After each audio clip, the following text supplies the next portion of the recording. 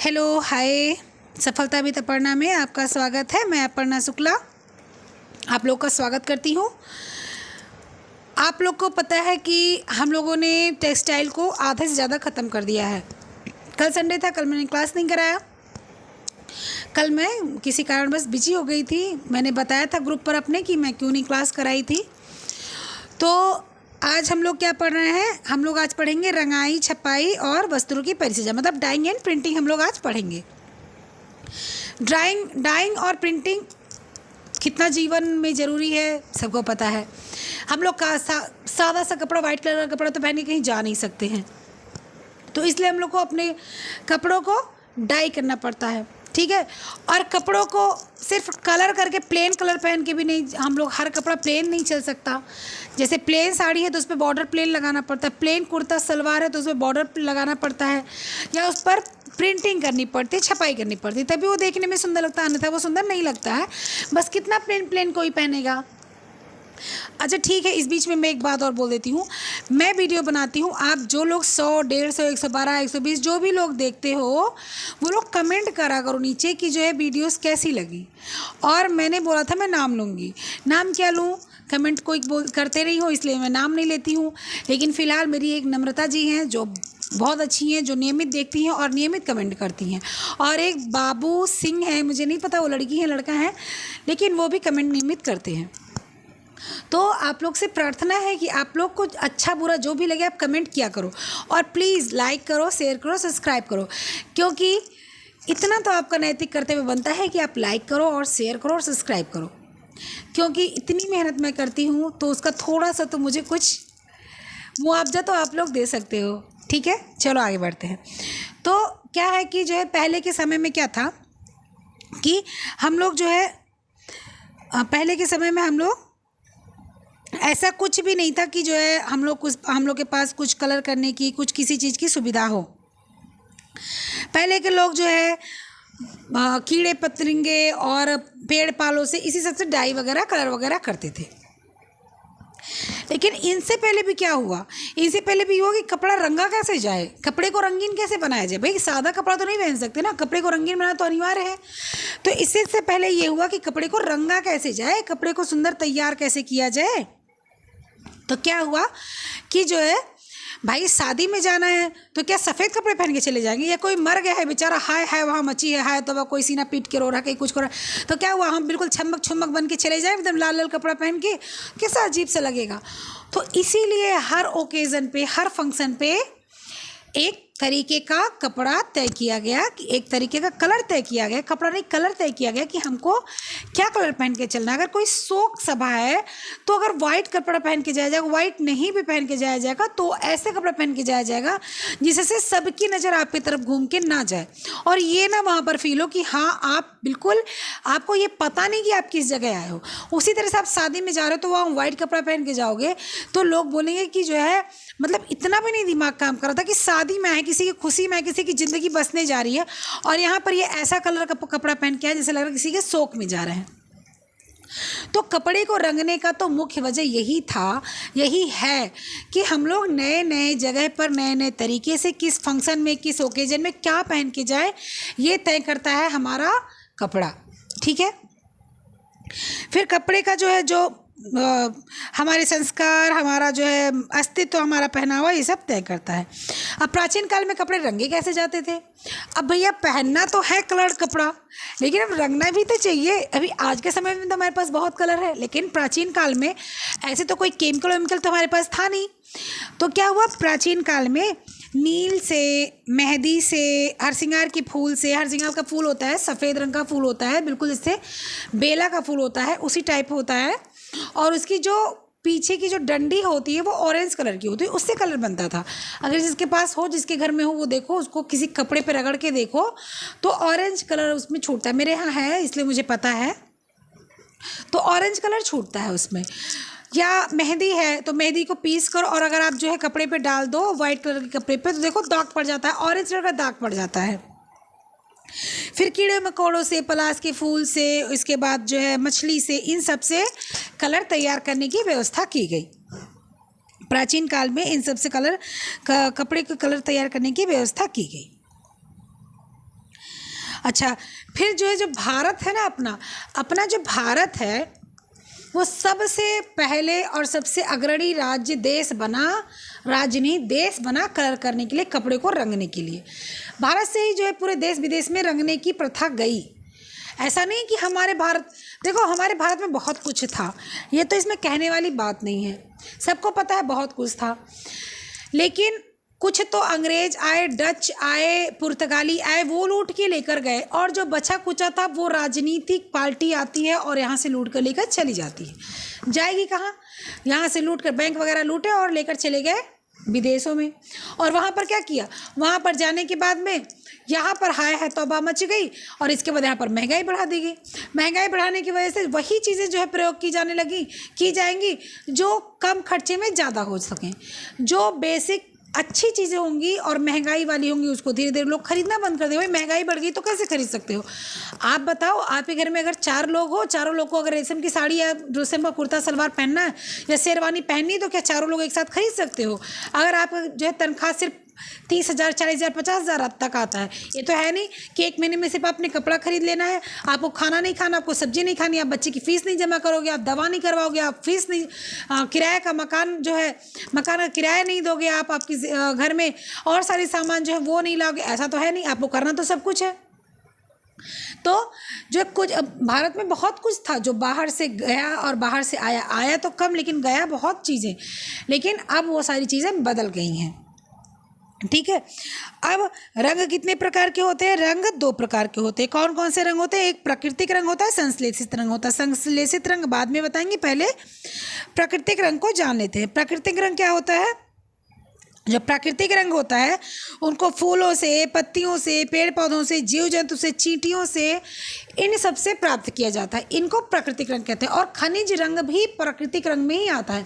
अब खनिज रंग क्यों प्राकृतिक रंग में आता है? भाई अगर जो लोहा है, लोहा तो प्राकृतिक ही है ना, वो तो ज़मीन के अंदर से ही तो खनिज निकल रहा है, उससे जो हम रंग तैयार कर रहे हैं वो क्या है? वो प्राकृतिक है।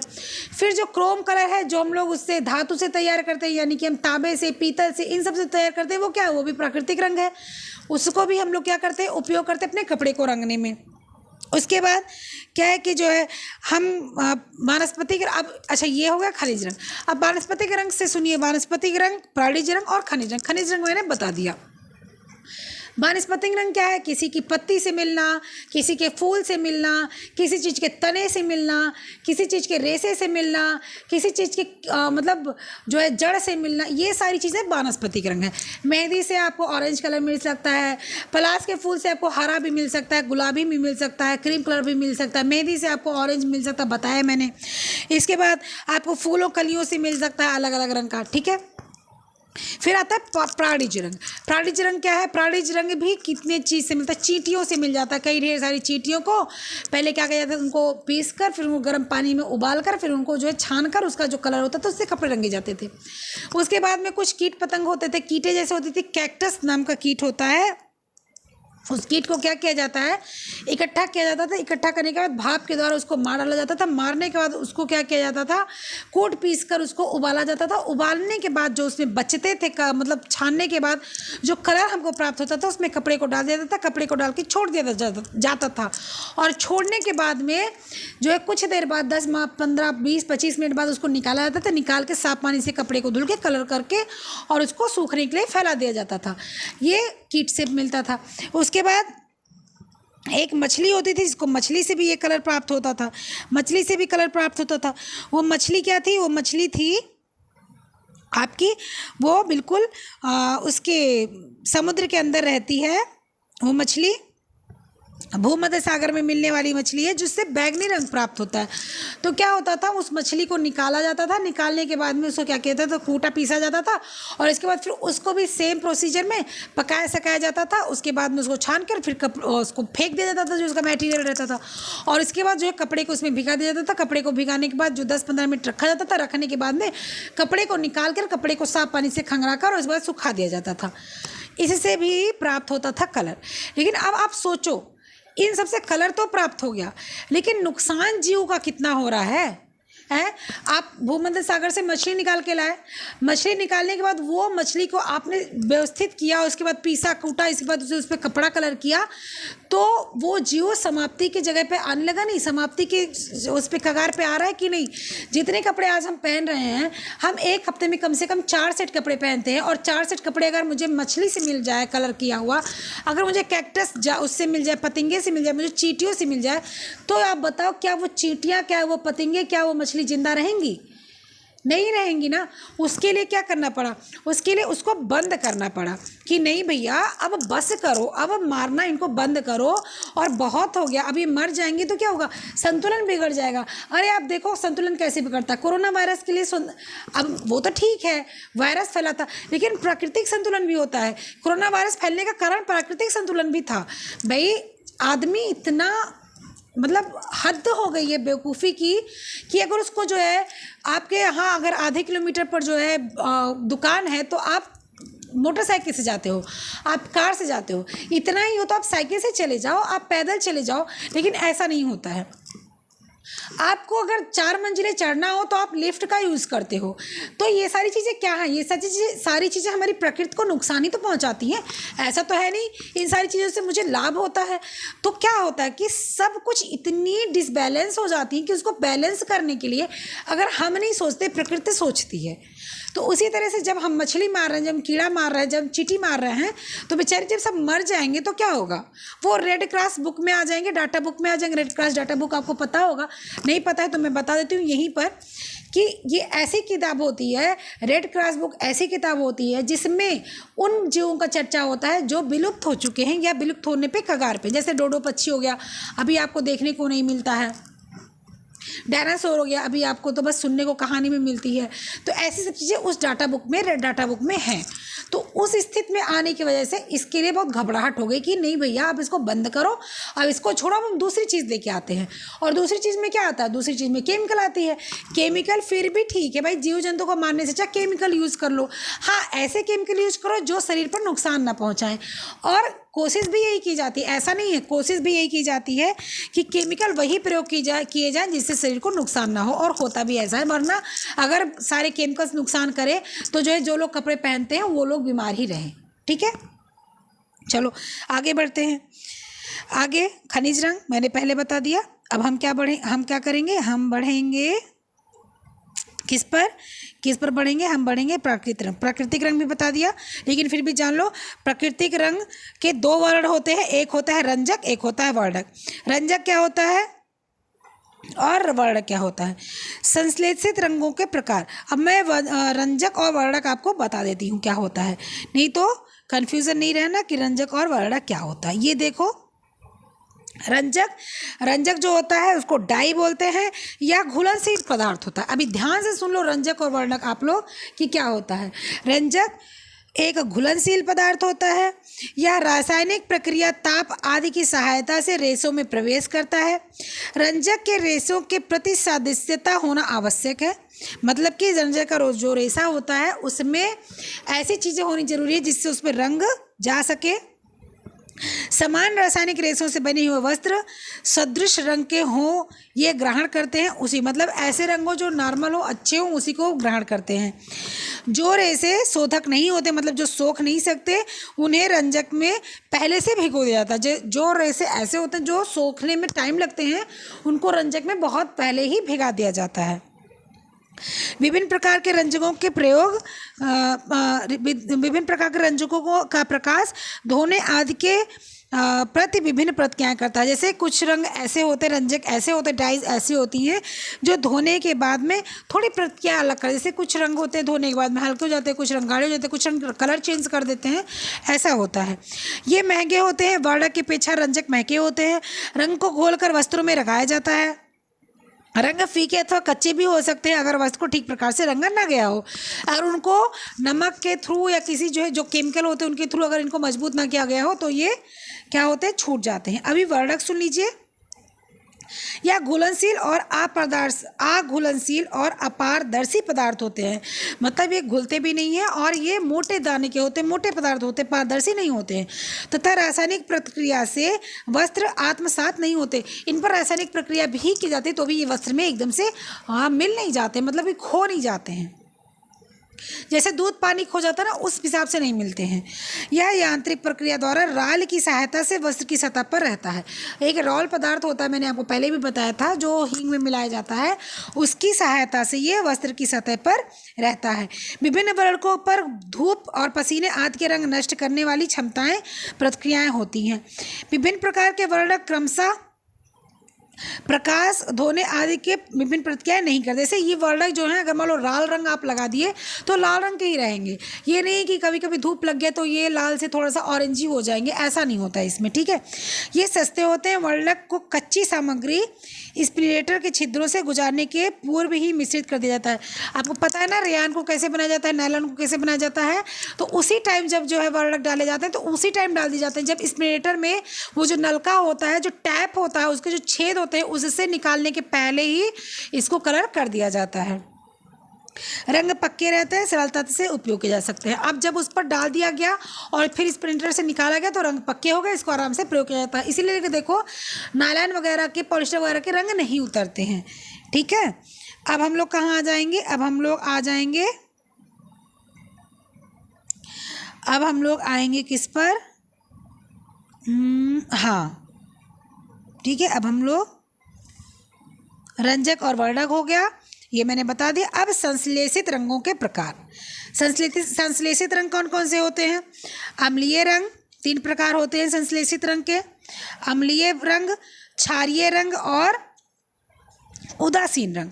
अम्लीय रंग, या नाम से ये स्पष्ट हो रहा है कि ये अम्लीय होते हैं, इनमें अम्ल होता है या सोडियम, पोटेशियम, कैल्शियम लवण को मिलाकर बनता है, या जल में घुलनशील होता है, वनस्पति के रेशों पर ठीक नहीं होता, या जानतो रेशा पर अच्छा मतलब, वनस्पति मतलब समझ लो सेलुलोजिक रेशा, ठीक है, या लिलन, कप्पो, रेमी, अबाका, ये सारी जितने भी चीज़ें हैं उस पर ये कलर अम्लीय नहीं उपयोग होता। आपको मैंने पहले बताया था कि अम्लीय रेशे कॉटन वगैरह पर, अम्लीय रंग कॉटन वगैरह पर नहीं होते हैं, या अम्लीय चीज़ों से धुला कॉटन को नहीं जाता, लिलन को नहीं जाता, इनको क्षारीय चीज़ों से धुला जाता है।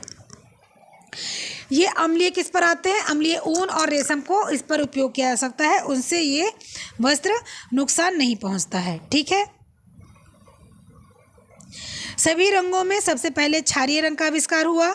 मौलिक रूप से कार्बनिक अम्ल का लवण होता है जिसका ऊनी और रेशमी दोनों वस्त्र पर प्रयोग किया जाता है। ये देखो खूनी हो गया यहाँ पर, ठीक है।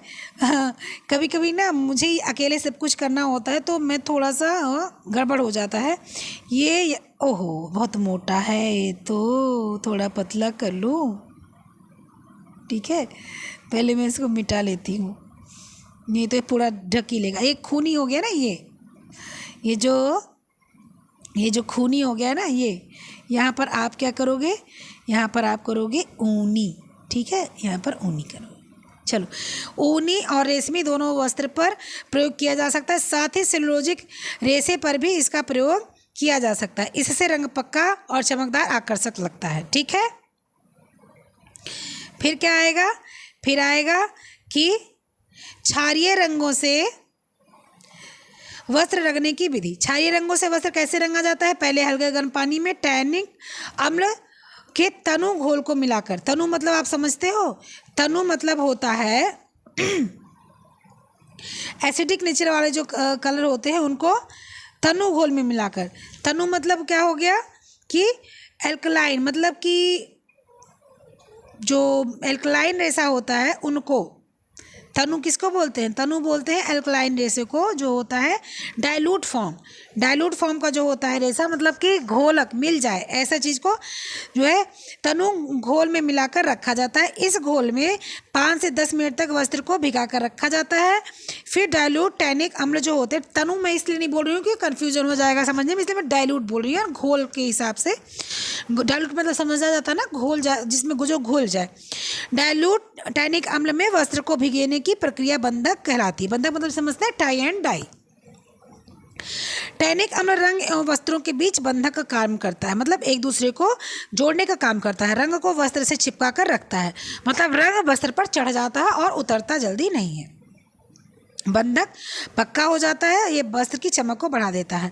क्षारीय रंग को गर्म पानी में घोला जाता है। किसी घोल में बंधक बने वस्तुओं को निचोड़कर 15 से 20 मिनट वस्त्र को रख देता है। जैसे मतलब पहले जो वस्त्र होता है उसको पहले ही भिगा देता है, भिगाने के बाद उसको निचोड़कर उसके बाद फिर रंग में डाला जाता है और 15 से 20 मिनट रंग में भिगो दिया जाता है। भिगोने के बाद में डाइल्यूट एसिटिक अम्ल में के घोल में डुबोकर 25 से 30 मिनट तक रखा जाता है। इसके बाद सादे पानी से इसको साफ करके फैला दिया जाता है। ये हो जाता है आपका क्षारीय कलर, ठीक है, ये हो जाता है आपका क्षारीय कलर। अब फिर क्या आएगा, फिर आएगा आपका उदासीन। उदासीन मतलब उदासीन रंग सेलुलोज वर्ग के कपास, लिनन, जूट, पटसन, रेयान आदि रेशों से बनी वस्तुओं को रंगने के लिए उपयुक्त होता है। रंगाई विधि के आधार पर उदासीन रंगों को 4 भागों में बांटा गया। कौन सा 4 भाग है? प्रत्यक्ष रंग, बैठ रंग, सल्फर रंग, विकसित रंग। कौन कौन सा रंग है? ये यहाँ पर 1 2 3 4, ठीक है। प्रत्यक्ष रंग, बैठ रंग, सल्फर रंग और विकसित रंग। तो फिर क्या हो गया? प्रत्यक्ष रंग को लवण रंग भी कहते हैं। साल्ट डाई सूती, लीलन, रेयान, जूट, पटसन आदि वस्तुओं में रंगने के लिए प्रयोग किया जाता है। प्रत्यक्ष रंग तीव्र रंग का होता है जो वस्त्र पर पूरी तरह चढ़ता है परंतु पक्के नहीं होते हैं, धुलाई करने पर छूट जाते हैं। इसमें सोडा तथा नमक मिलाया जाता है जो कुछ हद तक रंग पक्का हो जाता है। रंग को अधिक पक्का करने के लिए वस्त्र को पोटेशियम बाइक्रोमेट तथा फार्मोल्डिहाइड के अतिरिक्त परिसज्जा दी जाती है। फिर बैठ रंग क्या है? बैठ रंग को देख लेते हैं, समझ लेते हैं। बैठ रंग सेलुलोजिक रेशों से निर्मित वस्तुओं को रंगने के लिए उपयोग में लाया जाता है। यह रंग पक्के चढ़ते हैं, ठीक है। इसको बैठ रंग को जो है इसके लिए क्या होता है? पक्के चढ़ते हैं। वैट रंगों को कृत्रिम रेशों से बने वस्त्र भी रंगे जा सकते हैं परंतु इसके लिए बंधकों की आवश्यकता पड़ती है। मॉडर्न रेशों को अच्छी प्रकार से ये चिपक जाते हैं और रंग से बंध जाते हैं। जो मॉडर्न रेशे होते हैं मतलब कि ना बहुत ज़्यादा सेलोजिक में जा रहे हैं, ना बहुत ज़्यादा जो है उसमें जा रहे हैं, रासायनिक में जा रहे हैं, उनको ये अच्छे तरीके से रंग देता है। बैट रंग का आविष्कार कब हुआ? सन 1879 मतलब 1879 ईस्वी में इसका आविष्कार हुआ। ये रंग सबसे पक्के, सस्ते, टिकाऊ होते थे। बार बार धुलाई करने पर, धूप के संपर्क में आने पर फीके नहीं पड़ते थे। कितने में? बैट रंग का जो है वो हुआ। बैट रंग का आविष्कार सन 1879 ईस्वी में। यह रंग सबसे पक्का, सस्ता और टिकाऊ होता था, ठीक है। फिर क्या हुआ? फिर इंडिगो सबसे पहला और प्रसिद्ध बैट रंग है। इन उसमें बैट रंग में भी क्या है कि बैट रंग में भी कई रंग है, 2-3 इसमें भी रंग है। कौन कौन से रंग है? इंडिगो, एंथ्राक्विनाइड और सल्फर, इसमें भी 3 रंग है। तो इंडिगो जो है वो सबसे पहला प्रसिद्ध बैट रंग है। इंडिगो नील ही जो है जो होती है वो नील भी देखो इंडिगो के उसमें आती है। यह सबसे ज़्यादा टिकाऊ पक्का रंग है जो बार बार की धुलाई से और धूप से पूर्णतः अप्रभावित है। मतलब चाहे इस पर कितना भी धूप लगे, चाहे इसको कितना भी धुला जाए, इस पर प्रभाव नहीं पड़ता है। फिर क्या है? फिर इंडिगो है और इंडिगो भी बता दिया गया। फिर एंथ्राकोनाइड तथा सल्फर रंग सूती, लीलन, जूट, रेयान आदि सेलुलोज रेशा पर सरलता से चढ़ता है। इनमें वर्णक यानी पिगमेंट रहते हैं। इंडिगो नाइट का उपयोग ऊनी वस्त्रों को रंगने के लिए किया जाता है। बैड रंग पर शेड आसानी से नहीं बनता है क्योंकि सूखने के पश्चात ये रंग भिन्न रंग के शेड लिए अपने आप से बन जाते हैं। सल्फर रंग क्या होता है? सल्फर रंग की उपस्थिति के कारण इन्हें सल्फर रंग कहा जाता है। ये पानी में आघुलनशील होते हैं, इसलिए इनको घोलने के लिए क्षारीय अभिकारक प्रतिक्रमक का प्रयोग किया जाता है, ठीक है। फिर क्या आ गया? फिर आ गया विकसित रंग। विकसित रंग क्या है? यह रंग कपास, लिनन, रेयान तथा जूट के वस्त्रों को रंगने के लिए अच्छे होते हैं। सभी रंग के अलावा 3 और रंग होते हैं। अब इन सब रंगों के अलावा 3 और रंग होते हैं। कौन कौन से 3 रंग होते हैं? नेफ्थोल या एजोइक रंग, ये एक ही चीज़ है, नेफ्थोल या एजोइक रंग, ठीक है। दूसरा क्या है? दूसरा देख लो क्या है? मॉडरेट बंधक या क्रोम रंग, फैलने वाला रंग यानी जिसको डिस्पर्स रंग बोलते हैं, और हाँ, ये 3 रंग अलग अलग होते हैं। अब देखो नेफ्थलोन क्या होता है, वनस्पतिक रेशों से बने वस्त्रों की रंगाई एवं छपाई नेफ्थोल रंग के द्वारा की जाती है। सूती वस्त्रों को रंगने के लिए पहले से इसे बीटा नेफ्थोल एवं कास्टिक सोडा के घोल में डुबोया जाता है। उसके बाद वस्त्र को क्षारीय रंगों से रंगा जाता है। ठीक है, इस रंग को ये रंग पक्के चढ़ते हैं, धुलाई, प्रकाश, पसीने आदि से प्रभावित नहीं होते हैं। फिर क्या है, मोर्डेंट बंधक या क्रोम रंग। क्रोम रंग क्या होता है कि यह मूलतः कोलतार से प्राप्त होता है। इनका उपयोग धातुओं के बने बंधक के रूप में रंगने का काम किया जाता है। ठीक है, मोर्डेंट रंगों को क्रोमियम लवण के साथ घोलने से अच्छा रंग और पक्का रंग प्राप्त होता है। फिर क्या है, फैलने वाला रंग। ठीक है, अच्छा क्रोम रंग में ही देखो धात्विक लवणों की मात्रा को घटा बढ़ाकर विभिन्न सेट के रंग बनाए जाते हैं।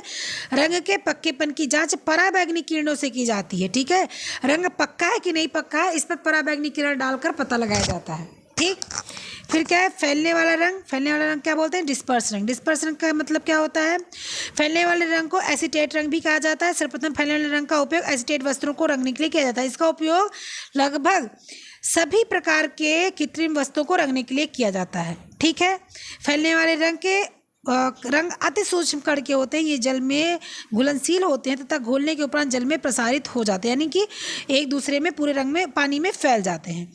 इस वस्त्रों को इनसे रंगा जाता है तो रंग रेशों के भीतर में पहुंचकर फैल जाता है, इसलिए इसको फैलने वाले रंग बोलते हैं। अब मैं रंगों के प्रकार एक दृष्टि में आपको मैं समझा देती हूँ।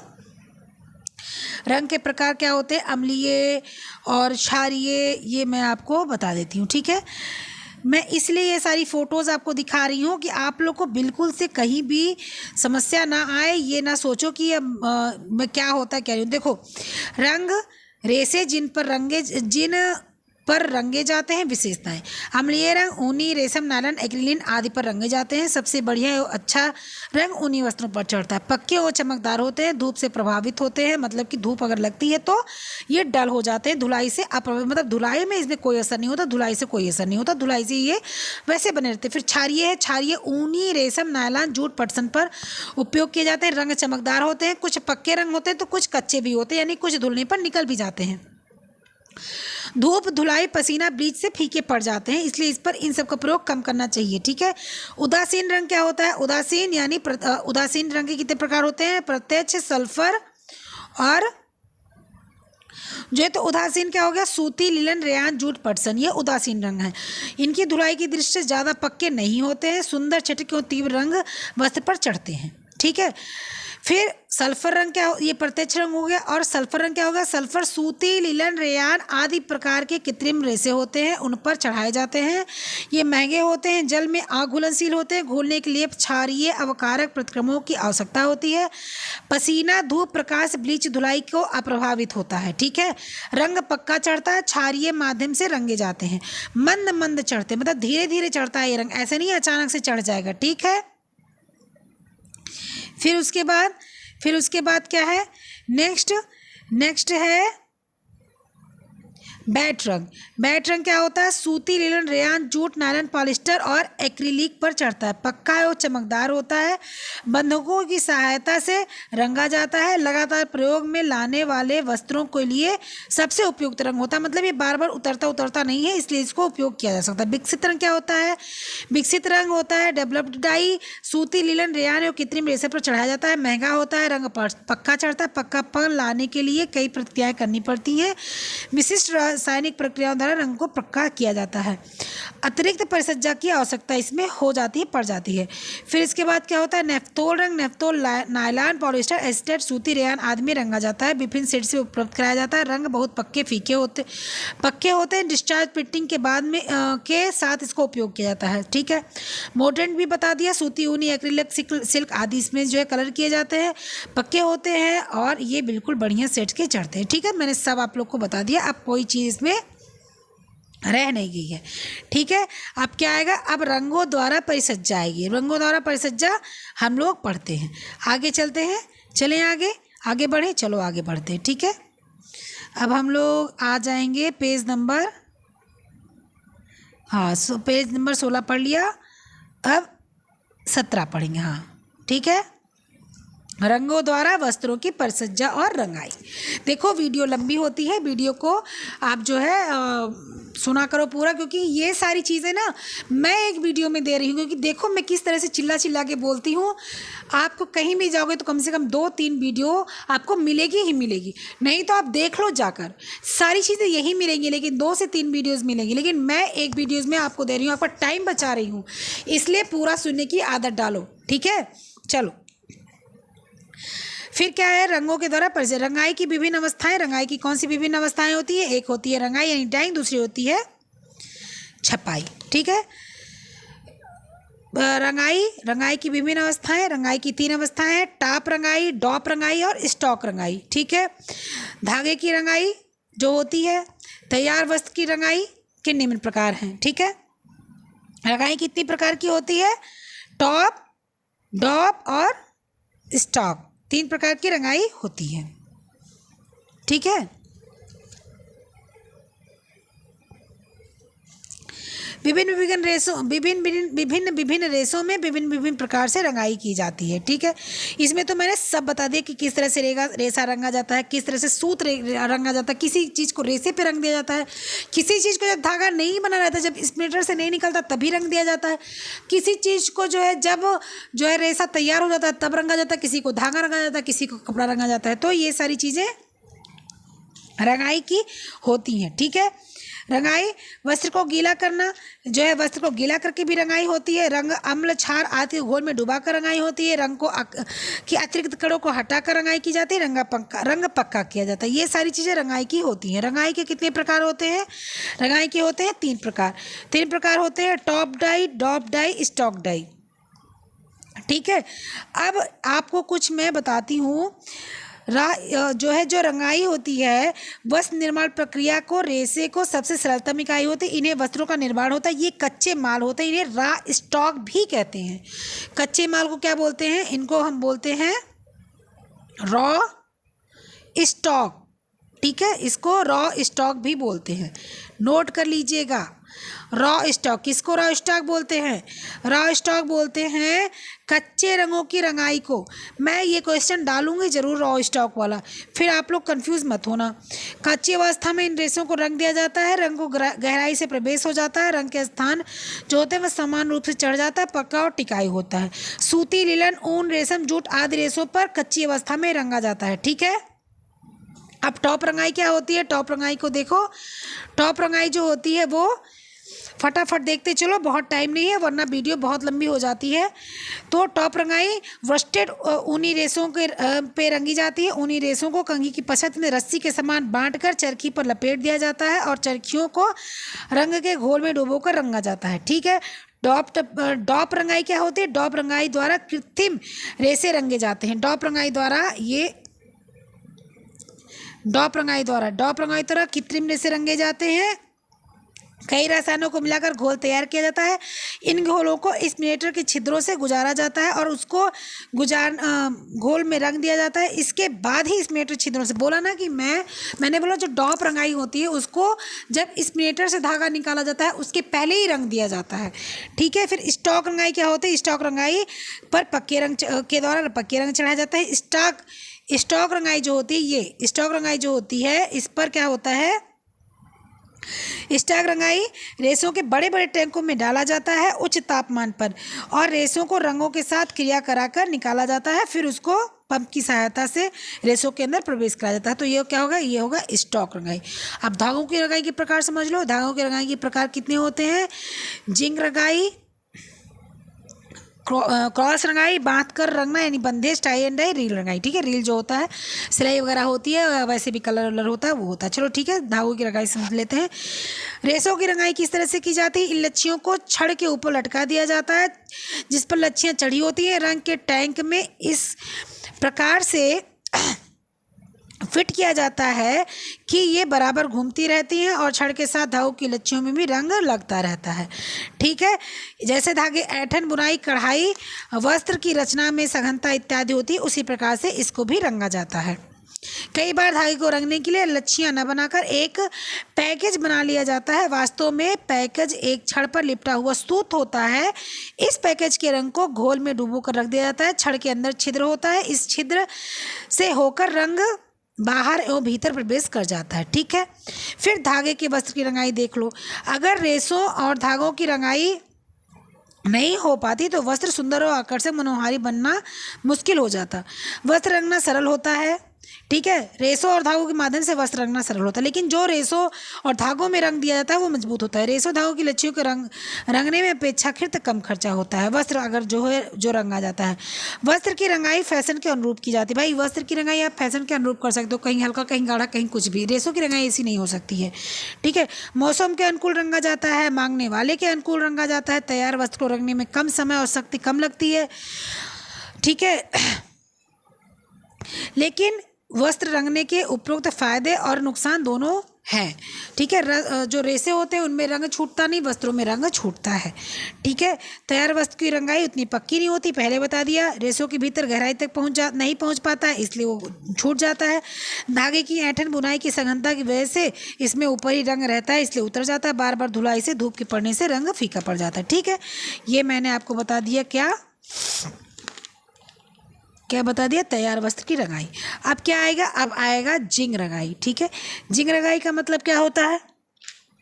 जिंग रंगाई जो होती है वो होती है कि जिंग यंत्र की सहायता लेनी पड़ती है। इसी कारण से इस रंगाई को नाम जिंग पड़ा। जिंग यंत्र पर कपड़े बड़े बड़े थानों एवं बंडलों गाइड रोल संपूर्ण चौड़ाई तथा वस्त्र को चढ़ा दिया जाता है। पूरा थान ही इस पर चढ़ा दिया जाता है और घोल वाले बर्तन में इसको डुबा दिया जाता है। दो दो गाइड रोल रंग के घोल के अंदर से बाहर फिट रहते हैं।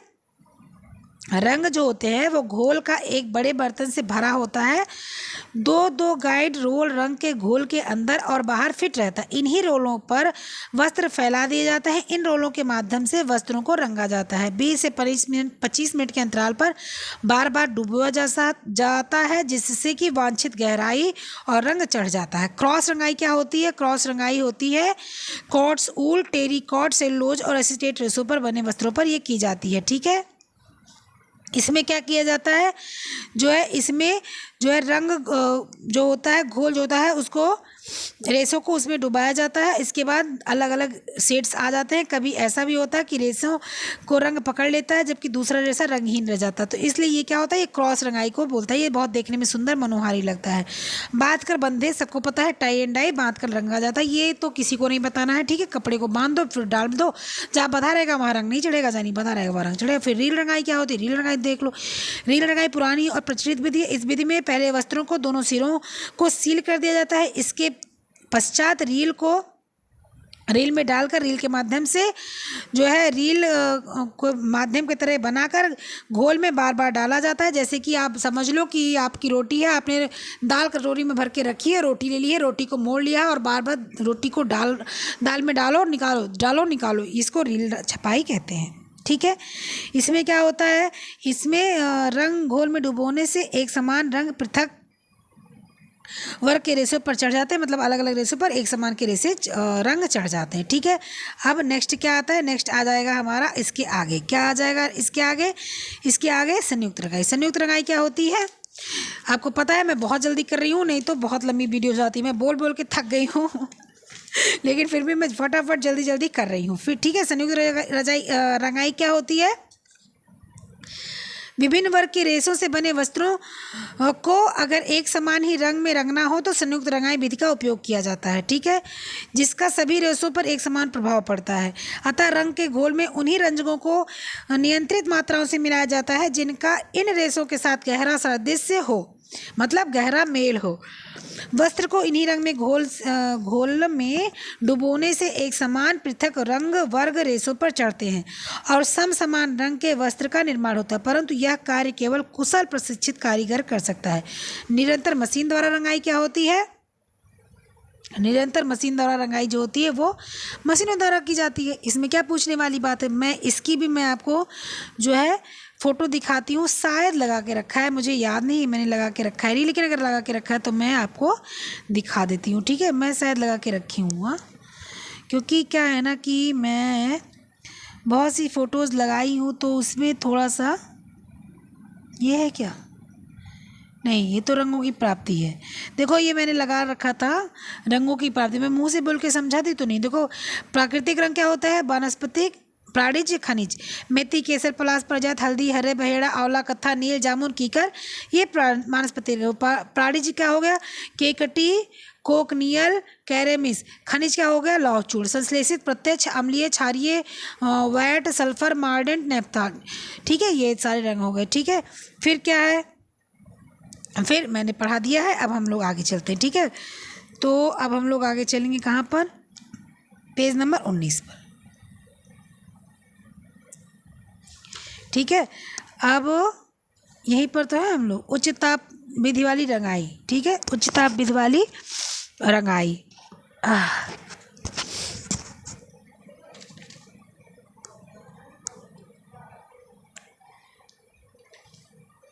उच्च ताप विधि वाली रंगाई क्या होती है, तो मैं इसको बताती हूँ। थर्मोसोल विधि होती है और नरम धातु वाली विधि। थर्मोसोल क्या होता है, थर्मोसोल एक ऐसी विधि है जो सामान्य तापक्रम पर वस्त्र को रंगा जाता है। तत्पश्चात मशीन से वस्त्र को सुखाकर इसे आधा मिनट से 1 मिनट के लिए 350 फ़ारेनहाइट पर चिरस्थायी हीट के जो है, मतलब चिरस्थायी मतलब कि लगातार 350 डिग्री हीट पर ही लगातार इसको डुबो कर रखा जाता है। इस प्रक्रिया से रंग पक्का चढ़ जाता है। फिर क्या है, नरम धातु वाली विधि या मोल्टन मेटल विधि। नरम धातु वाली विधि को क्या बोलते हैं कि इसे सर्वप्रथम वस्त्र को वैट रंजकों में रंगा जाता है। ये यू आकार का टब होता है जो पिछले धातु का मिश्रण भरा रहता है। धातु के मिश्रण का तापमान 200 से 250 डिग्री फ़ारेनहाइट तक रहता है। ठीक है, फिर इसमें क्या होता है, इसमें वस्त्र को इस घोल से गुजारा जाता है। इसके बाद वस्त्र को रंग के घोल में गुजारा जाता है, जिसके पश्चात धातु जो होती है वो हट जाती है। तत्पश्चात वस्त्र जो होता है वो ऑक्सीकारक एवं धोने से प्रक्रिया की जाती है, धुलने की प्रक्रिया की जाती है। इससे वस्त्र पर सुंदर रंग चढ़ जाता है।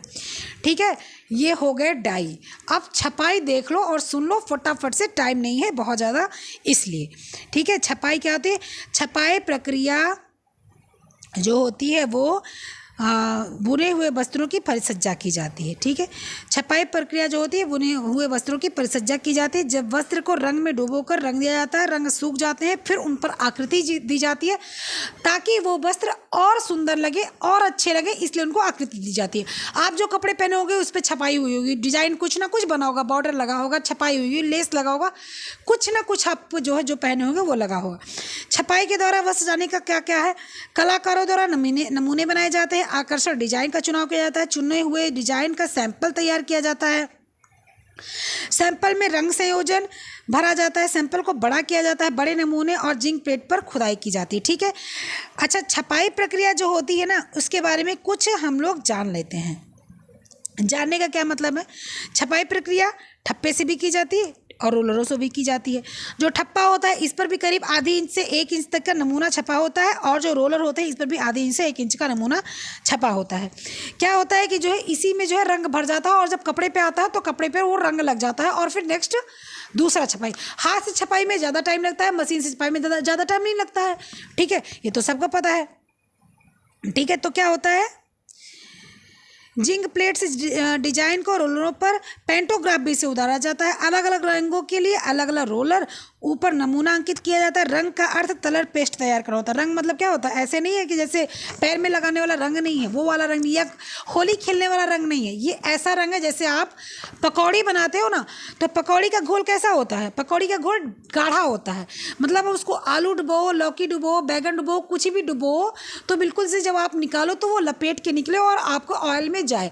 उसी तरह से वो भी होता है कि जब उस पर जब उस पर वो जो है सांचा रखा जाए तो बिल्कुल वो एक गाढ़े पेस्ट की तरह से उठे, और जब कपड़े पे आए तो उस पर चिपक जाए।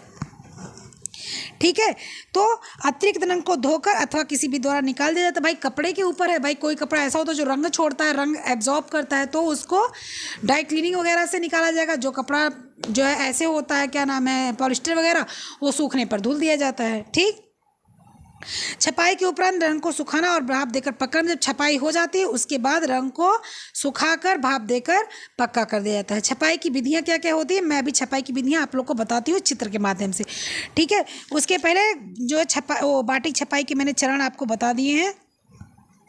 तो उसके पहले जो है जितनी भी चीज़ें हैं उसको मैं फिर से बता देती हूँ। क्या क्या बता देती हूँ कि जो है ये हाथ से भी किया जाता है, ये मशीन से किया जाता है। हाथ से जो किया जाता है वो महंगा होता है, उसको ब्लॉक छपाई बोलते हैं।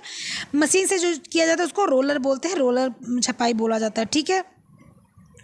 दोनों प्रिंटिंग में अंतर ये होता है कि रोलर छपाई हज़ारों मीटर कपड़े पर कर दिया जाता है, ब्लॉक प्रिंटिंग भाई थोड़ा थोड़ा किया जाएगा, ऐसा तो है नहीं एक साथ हज़ारों मीटर हो जाता है। जैसे अभी जो है मशीनरी द्वारा जो होगा उसमें और जो हाथों द्वारा होगा उसमें तो अंतर होगा, जाहिर सी बात। अब मैं आपको चित्र द्वारा समझा देती हूँ कि क्या क्या होता है, ठीक है। चलो बाटिक छपाई, ठीक है। अब एक एक हम लोग देखते चलते हैं। हमने फ़ोटो लगा रखी है इसलिए कोई समस्या नहीं होगी, ठीक है। ये है बाटिक छपाई, ये मैंने शुरू में भी ब्लॉक छपाई ये मैंने शुरू में भी लगाया था। ब्लॉक छपाई क्या होती है मैंने आपको पहले बता दिया। इसमें आधे इंच गहरे नमूने छपे होते हैं। ये गोल भी होता है, चौकोर भी होता है, चाहे से देखो सारे आकार का होता है। इससे चद्दर भी पेंट होते हैं, इससे जो है बेडशीट, टेबल कवर, दुपट्टे, साड़ियाँ सब होती हैं, ठीक है। ये शारीरिक श्रम ज़्यादा होता है और आज भी बहुत से देश ऐसे होते हैं जहाँ ब्लॉक प्रिंटिंग ज़्यादा लोग ब्लॉक प्रिंटिंग बाटिक नहीं ब्लॉक प्रिंटिंग होता है।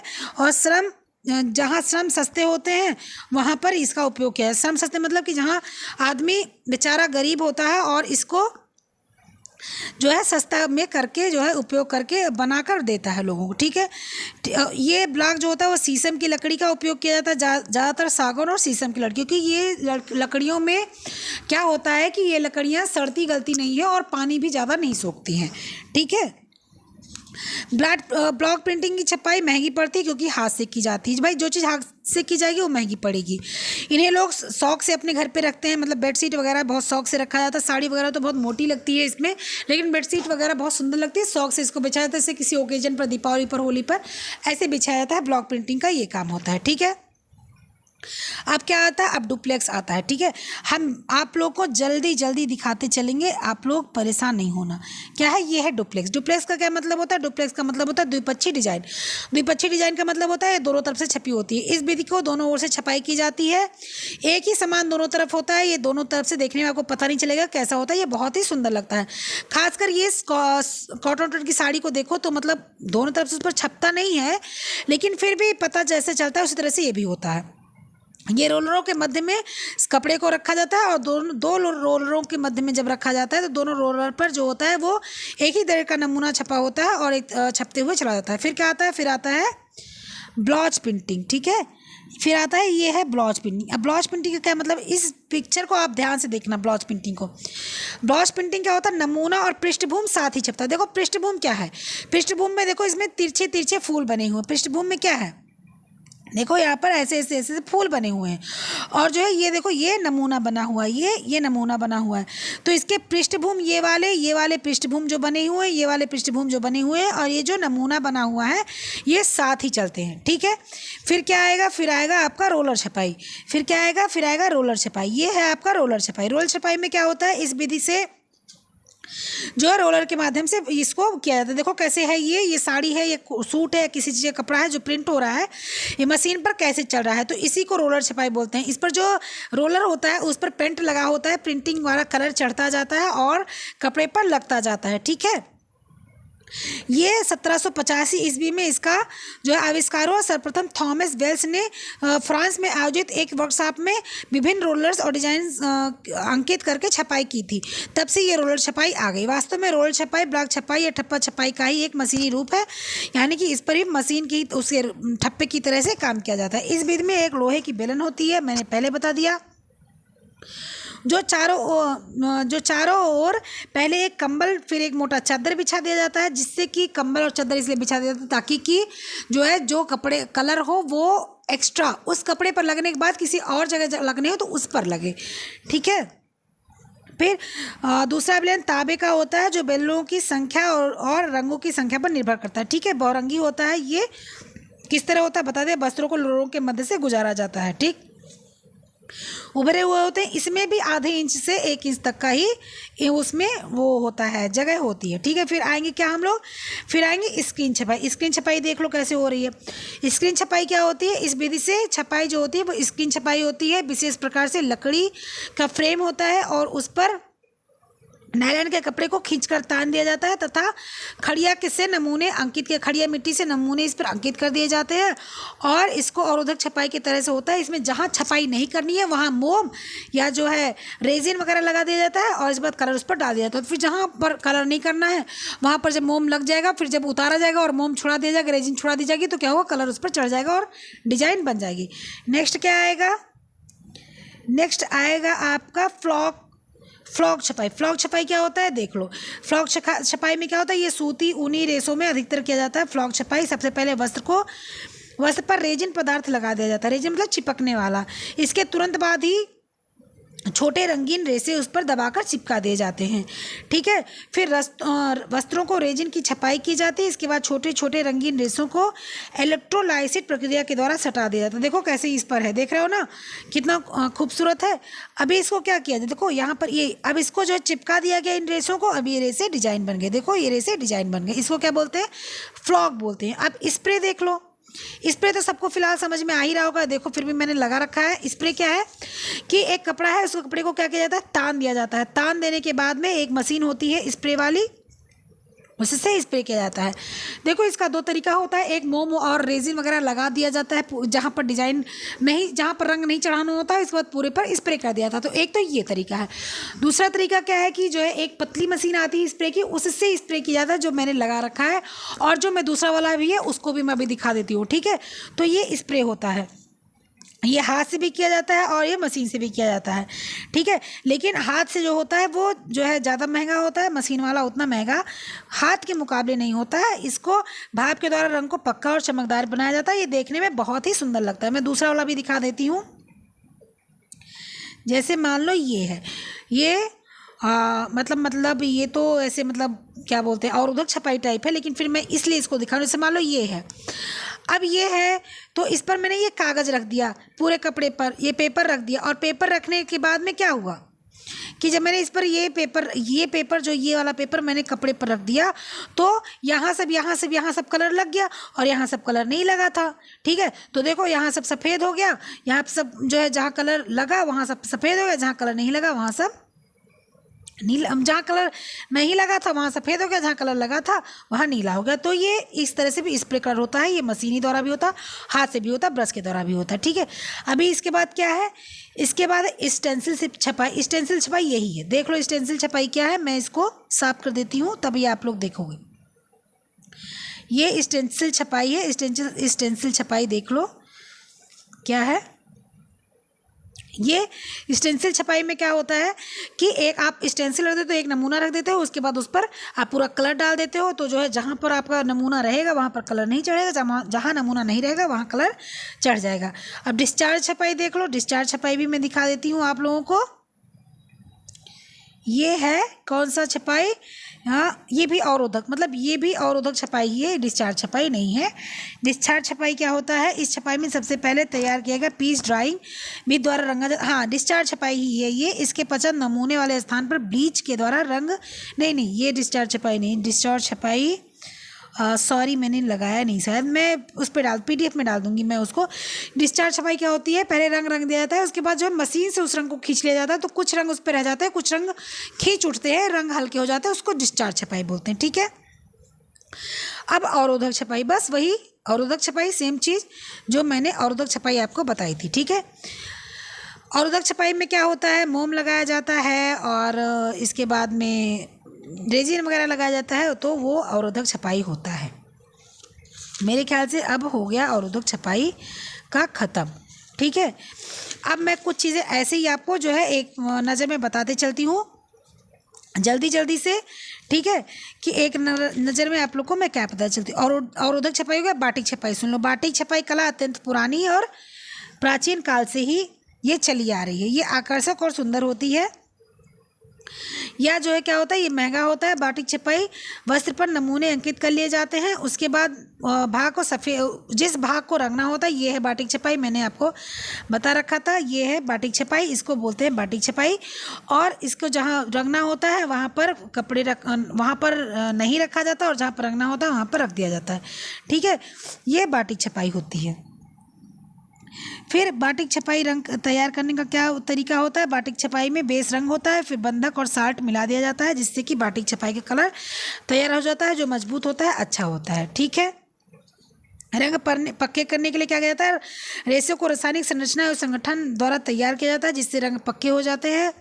रंजक और वर्णा का रासायनिक संरचना मैंने आपको बता दिया क्या क्या होता है, उसमें भी आप लोग को कोई समस्या नहीं होनी चाहिए, लेकिन फिर भी मैं एक बार सरसरी निगाह में बता देती हूँ कि रंजक जो होता है उसको आपको क्या करना पड़ता है? ड्राई क्लीनिंग नहीं करवाना पड़ता है, लेकिन जो वर्णक होता है उसको आपको ड्राई क्लीनिंग करवाना पड़ता है। ठीक है, इतना ही नहीं, रंगों और वर्णकों में खुश्क और सेंट, मतलब कि जो है जो खुशबू होती है वो जो दुर्गंध आदि से प्राप्त भी पक्का होना चाहिए। मतलब कि ऐसा नहीं कि सिर्फ जो है कलर ही होना चाहिए, ऐसा भी होना चाहिए कि जो है अगर आप परफ्यूम लगा रहे हो तो वो टिका रहे, ऐसा नहीं है कि जो है बदबू करने लग जाए, ऐसा नहीं। बहुत कपड़े ऐसे होते हैं। रंगाई तथा छपाई की विधि तकनीक वो सारी भी मैंने बता रखी है, कोई अब ऐसी चीज़ें इसमें कुछ बची नहीं है जो मैं आप लोगों को आगे बताऊं। रंगाई और छपाई में प्रयुक्त होने वाले रसायन ये भी मैंने बता दिया है। ठीक है, इसमें भी कुछ नहीं बचा है।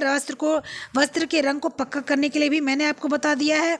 पसीने के पक्का करने के लिए क्या करना पड़ता है कि जो है आपको निर्बल अम्ल यानी वीक एसिड में के घोल में 5 से 7 मिनट तक कपड़े को डुबो के रखना पड़ता है। उसके बाद वस्त्र को सूख जाने के उपरांत जो है वस्त्रों में जो है जो रंग वो होते हैं, रंग होते हैं वो पक्के हो जाते हैं, उनको पसीने से फिर प्रभाव कम पड़ता है। ठीक है, धूप और प्रकाश के प्रति जो है पक्का करने के लिए क्या करना पड़ता है?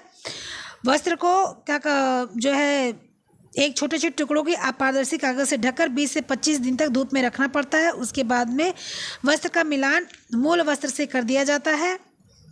अगर दोनों वस्त्र को रंगों में कोई भिन्नता नहीं होती है तो समझ लो कि रंग का प्रकाश जो है, प्रकाश वाला रंग है जो वो पक्का हो गया है। ठीक है, इसको क्या होता है? प्रकाश के प्रति पक्केपन की जांच प्रयोगशाला में अत्यंत कम समय लगता है। इसको फेडोमीटर नामक यंत्र की सहायता से किया जाता है। ठीक है, इसके बाद में क्या है? इसके बाद इस्त्री पक्का करने के लिए वस्त्र को रंग इस्त्री आदि को पक्का करने के लिए क्या किया जाता है? कुछ देर बाद पहले जो है वस्त्र को छोटे छोटे टुकड़ों को धोकर उस पर खूब गर्म इस्त्री रख दी जाती है। कुछ देर बाद इस्त्री को हटाकर मूल वस्त्र को दूसरे वस्त्र से तुलना की जाती है। तुलना करने पर जैसा लगता है कि मतलब उसकी इस्त्री कितनी लंबी, कितनी देर टिक रही है, वो उस तरह से पता चलता है। वाष्पन की प्रक्रिया का पक्कापन, बहुत रंग को वाष्प के द्वारा पक्का किया जाता है। फिर जब उसको ये सब कर देने के बाद में फिर एक साधारण वस्त्र भी रखा जाता है, उसके बाद में दोनों को मिलाया जाता है। ठीक है, तो ये हो गया आपका वस्त्र का रंगाई, छपाई तथा वस्त्रों की परिसज्जा पूरी कंप्लीट हो गई। अब इसमें कोई भी कंफ्यूजन हो, कोई भी समस्या हो तो आप आकर मुझसे मिल सकते हैं। ठीक है, मेरा group number, WhatsApp group number आपको मेरे टेलीग्राम पर मिलेगा। टेलीग्राम पर डेली क्वेश्चन आता है, डेली क्विज आता है। 10 question, 15 question, 20 question, 25 question, 30 question, जिस तरह से चैप्टर रहता है उस तरह से क्वेश्चन बनता है। इस चैप्टर से कम 30 क्वेश्चन बनेगा और आपको उस 30 क्वेश्चन को करना रहेगा टेलीग्राम क्विज पर। ठीक है, तो आप लोग को जो है ये सारी चीज़ें जो है देखनी है, समझनी है और करनी है। आपको पढ़ना है, पढ़ने के बाद में आपको कमेंट करना है। कमेंट आप करोगे तो मैं दूसरे दिन उसका आपको नाम बताऊंगी उस वीडियो में, जो नेक्स्ट वीडियो आएगी। उसके बाद में आप ये भी समझ लो कि आपको लाइक भी करना है, शेयर भी करना है, सब्सक्राइब भी करना है, क्योंकि मैं बहुत मेहनत कर रही हूँ। आप लोग को पता है जो चीज़ें 3 वीडियोज़ में ख़त्म हो रही है मैं 1 वीडियोज़ में ख़त्म कर रही हूँ, आपका रिवीजन करा रही हूँ। तो आप ध्यान से पढ़ो। जो चीज़ आपको बाहर क्रैश कोर्स में मिल रही है वो मैं क्रैश कोर्स यहाँ पर करवा रही हूँ, फ्री ऑफ कास्ट करवा रही हूँ। तो पढ़ना अनिवार्य है, आप शेयर करो इसको और पढ़ो। ठीक है, फिर उसके बाद में आपको कोई भी समस्या होती है तो आप मेरे व्हाट्सएप ग्रुप पे चले आना। व्हाट्सएप ग्रुप नंबर सबको पता है, नहीं पता है तो टेलीग्राम पर जाकर ले लेना। अब इतना सब होने के बाद में अब मैं आप लोग से यही कहूँगी, पढ़ो, खुश रहो, खाओ पियो, मस्त रहो और तैयारी करते रहो। जहाँ से मिले वहाँ से ज्ञान लेते रहो और पूरी वीडियो ज़रूर देखना। ठीक है, ओके, बाय।